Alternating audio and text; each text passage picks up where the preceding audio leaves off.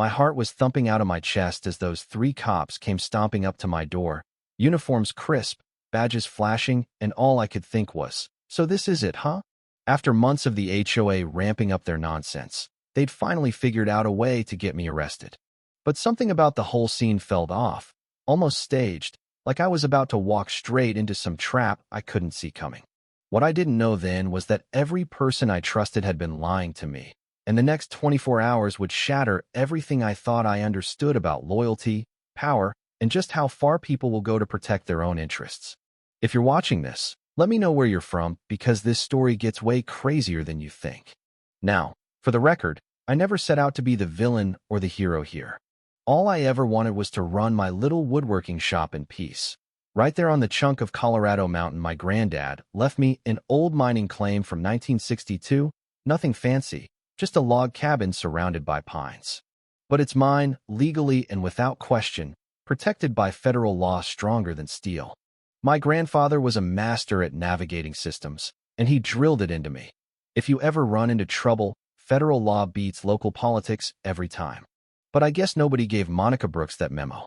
Monica, mid-50s, always dressed for a real estate open house. That weaponized smile like she's planning your funeral, is the HOA president of Pine Ridge, and she acts like the job makes her queen of the mountain.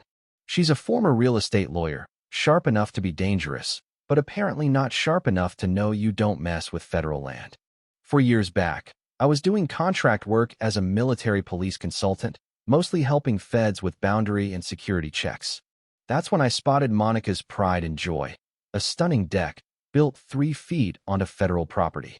Now, I'm not out looking for drama, but you see a violation that blatant on government land, you report it. It's that simple. I figured Monica would get a fine, maybe have to move the deck. Life goes on. Nope. The feds dropped a $75,000 fine on her, ordered the deck torn down, and launched an investigation into how she built it without anyone noticing. Her husband bolted. The Bar Association started sniffing around her legal license, and within half a year, Monica went from Pine Ridge royalty to broke, divorced, and out of a job. And in her mind, all my fault. Somehow, me doing the right thing meant I'd ruined her life. Yeah, that happened. So fast forward, Monica loses her house, rents a place just 3 miles from my cabin, and suddenly, the HOA president who hates my guts is living in my backyard. That's when it started. Complaints about noise, claims my truck was parked wrong, wild rumors about me being an unstable vet, all spread like gospel at her community safety meetings. She painted me as a threat, a loose cannon, using every stereotype about veterans with PTSD to get the neighbors scared and angry. You know what I mean? It was next-level psychological warfare. She twisted everything I'd done, every bit of my background, into proof I was dangerous. The worst part wasn't the rumors. It was how isolated it made us feel. My wife, Emma, kept saying Monica was just bitter to let it go. But watching the fear in her eyes, knowing she dreaded going out in the yard or even opening the blinds, that burned. This wasn't just about a patch of land. This was the place my granddad fought to protect, the place my family put down roots, and I wasn't going to let some HOA queen drive us off without a fight. About 3 weeks after Monica's latest round of binocular stalking, I'm working in my shop when some official-looking guy pulls up in a government car, clipboard in hand, says he's with the EPA. He starts grilling me about reports of hazardous chemicals, trying to trip me up with specifics about my stains and finishes, all stuff that made zero sense because I use nothing but water-based products. But this guy knew details, brands, workshop layout, even stuff about my supply runs. I pressed for his credentials, and suddenly, he's sweating, stumbling, can't produce real ID. The badge is almost right, but not quite just enough off that my old MP instincts started screaming. Right then, my old Army buddy Adam shows up. Haven't seen him in half a year, but he's in the area, working as an FBI liaison.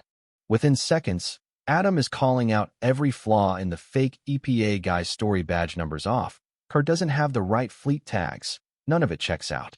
Adam snaps pics of his face and plates, tells me it's federal impersonation and a major crime. I was shaken, but mostly relieved. Finally, someone with authority who got it. That night, Emma asks Adam how he knew to show up just in time. He shrugs, says he had a feeling things might escalate. But something about it stuck with me. How did that fake inspector know so much? How did Monica know exactly when to ramp things up? I tried not to spiral, but the whole situation had me on edge. 2 days later, my neighbor Jim calls, voice low and serious. Monica's not using the HOA anymore. He says she's going house to house, spreading rumors about your military background, telling people you're some kind of ticking time bomb. She brought handouts about PTSD, made up stories about weapons, painted my woodworking shop as a front for God knows what. People started avoiding us. Neighbors were talking about putting in security cameras. Kids weren't allowed to play near our driveway. Monica's fear campaign was working. Emma was furious. She's weaponizing people's fears of veterans, she said. That's when Adam suggested fighting back differently, not with lawsuits or shouting matches, but by flipping the script. The FBI sometimes uses private land for training, he said. What if they held anti-impersonation drills right on my property, real agents everywhere? It would show the whole neighborhood I was cooperating with federal law enforcement, not hiding from it. I was all in. So we set it up. Agent Rachel Stone led the operation. Agents posted around the property, Emma gathering support from local retirees who dealt with similar harassment. The day of the exercise, everything felt surreal. Then, around 2 p.m., 3 cops showed up, uniforms and badges perfect, warrant in hand, talking charges of weapons and environmental violations. For a split second, I almost bought it, but the Miranda warning was off, and the paperwork was riddled with tiny errors. Still, the officers played their part, right up until Agent Rachel and her team came charging in, weapons drawn, and suddenly, I was face down on my own property, cuffed like a suspect. I was yelling for Adam, trying to tell Rachel it was all a training exercise. But Adam just stood there, cool as ice, radio in hand, talking to someone he called LC. Phase 1 complete, he said. Target is down and contained. That's when I realized the trap wasn't set by Monica alone. Adam had been working both sides, feeding Monica intel, running a criminal playbook using everything he'd learned from me over a decade of brotherhood. Emma came flying up the driveway, box of evidence in her arms, bank statements, audio tapes, photos of Adam meeting Monica. She'd caught them both, red-handed. Adam tried to explain, blaming debts, pressure, survival. Monica was arrested soon after her own obsession with records gave the feds everything they needed.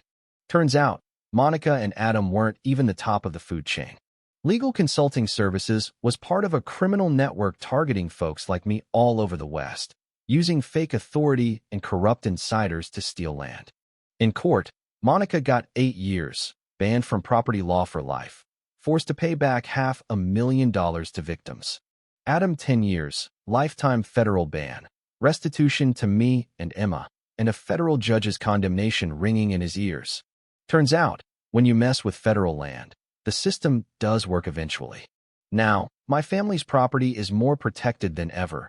Our business is thriving, and the people who tried to destroy us are locked up where they belong. My story became a training case for the FBI. Sometimes I sit on that old porch and wonder what my granddad would think. I hope he'd be proud. So, let's argue in the comments who's more dangerous, the power-hungry HOA president or the friend who betrays you for a price. Ever been blindsided by someone you trusted? Tell me how you handled it. And if you think federal law still means something, share this story. Because sometimes, justice really does come knocking.